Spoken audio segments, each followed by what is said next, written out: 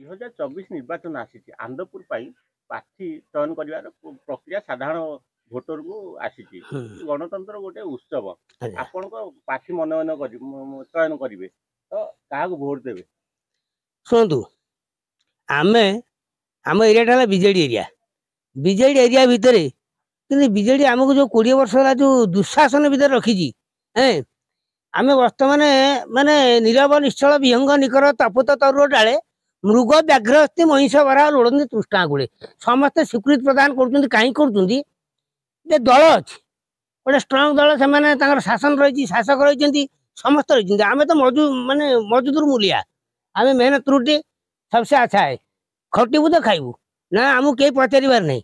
ଯୋଉମାନେ ମେନ୍ ହେଲେ ମୁଖ୍ୟ ହେଲେ ସେମାନେ କଣ୍ଟ୍ରାକ୍ଟର ଭଲ ମନ୍ଦ ଏମାନଙ୍କୁ ଚେୟାରମ୍ୟାନ ଭଲ ପାଇବ, ଏମଏଲଏ ଭଲ ପାଉଛି, ସମସ୍ତେ ଭଲ ପାଉଛନ୍ତି। କିନ୍ତୁ ସାଧାରଣ ଲୋକଙ୍କ ପାଖକୁ ଆସୁଛି କିଏ?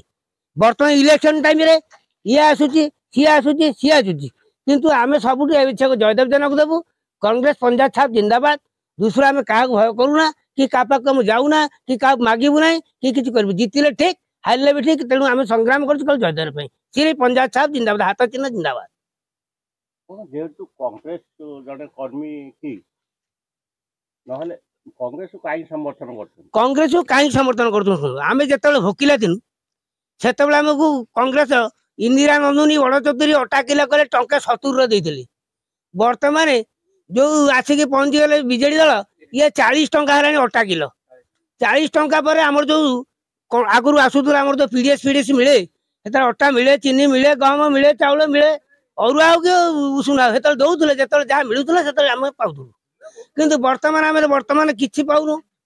ଦଳ ଇସରାରେ କି ସେମାନେ ଅଲଗା ଅଲଗା କରିଦଉଛନ୍ତି। ତୁ ମୋ ଦଳ ତୁ ପା, ସିଏ ଦଳ। କିନ୍ତୁ ଭାରତ ନାଗରିକ ମାନେ ଆମ ସମସ୍ତଙ୍କର ସାଧାରଣ ଅଧିକାର, ସମସ୍ତଙ୍କର ଅଧିକାରକୁ ଆମେ ଛଡେଇ ନେଉଛନ୍ତି। କିନ୍ତୁ ଆମେ କଣ ଗଣତନ୍ତ୍ର ରାଷ୍ଟ୍ର? କଣ ଏଟା ତ ଗଣତନ୍ତ୍ର ରାଷ୍ଟ୍ର ନୁହେଁ। ତେଣୁ ଗଣତନ୍ତ୍ର ରାଷ୍ଟ୍ର ଗଣମାଧ୍ୟମରେ ଯୋଉ ଜିନିଷ ଚାଲିଛି, ଗଣତନ୍ତ୍ର ରାଷ୍ଟ୍ର ସମସ୍ତଙ୍କର ସମାନ ଅଧିକାର ଅଛି। ଏ ଅଧିକାରକୁ ଏମାନେ ଛଡେଇ ନେଇଛନ୍ତି।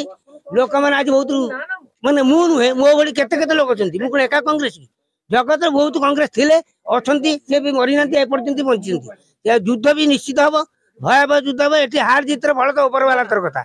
ତେଣୁକରି ଆମେ ସମସ୍ତେ କଂଗ୍ରେସକୁ ଭୋଟ ଦେବୁ। ଆମର ହଉଛି ଶେଷ ନିଷ୍ପତ୍ତି।